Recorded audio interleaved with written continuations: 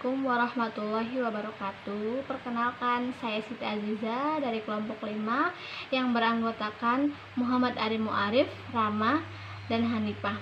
Di sini saya akan menjelaskan tentang sistem ekonomi campuran yang dilatar belakangi oleh perbedaan yang mendasar antara sebuah sistem ekonomi dengan sistem ekonomi lainnya adalah bagaimana cara sistem itu mengatur faktor produksinya.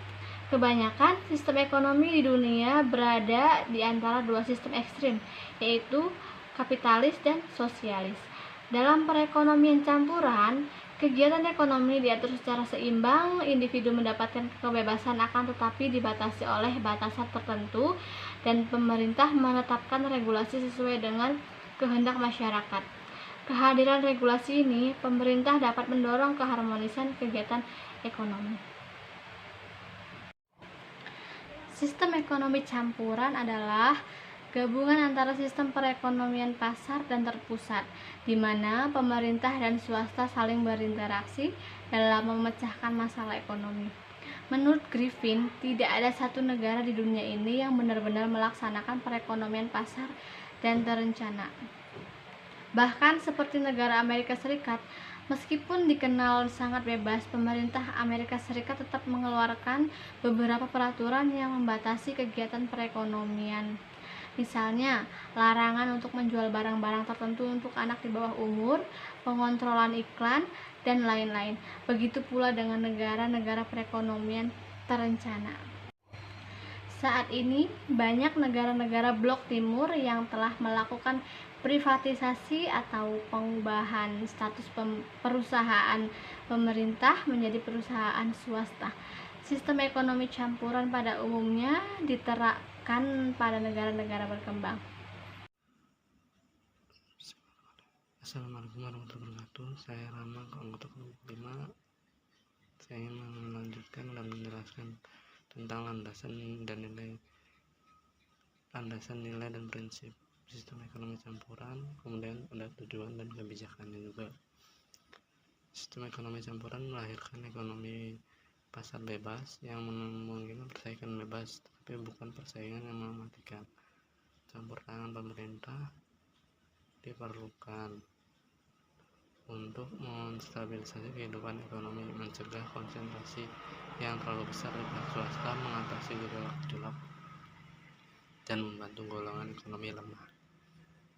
Sistem ekonomi campuran merupakan perpaduan antara sistem ekonomi kapitalis dan sistem ekonomi sosialis, yang mengambil garis tengah antara kebebasan dan pengendalian, yang berarti juga garis tengah antara peran mutlak negara atau kolektif pada peran yang menonjol individu dan peran menonjol individu.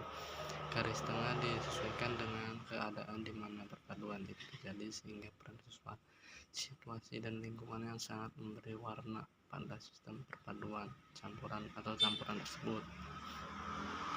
Kemudian ada tujuan dan kebijakan. Sistem ekonomi campuran bertujuan untuk mencegah monopoli sumber daya ekonomi oleh sekelompok orang.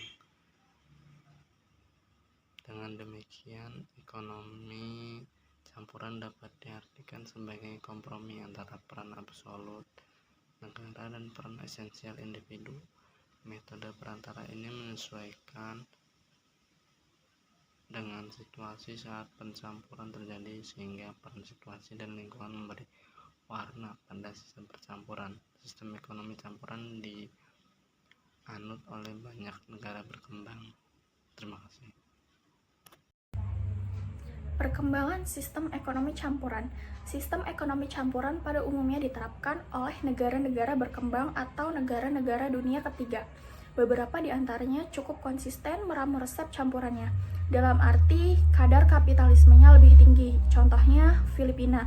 Atau bobot sosialismenya senantiasa lebih besar, misalnya India.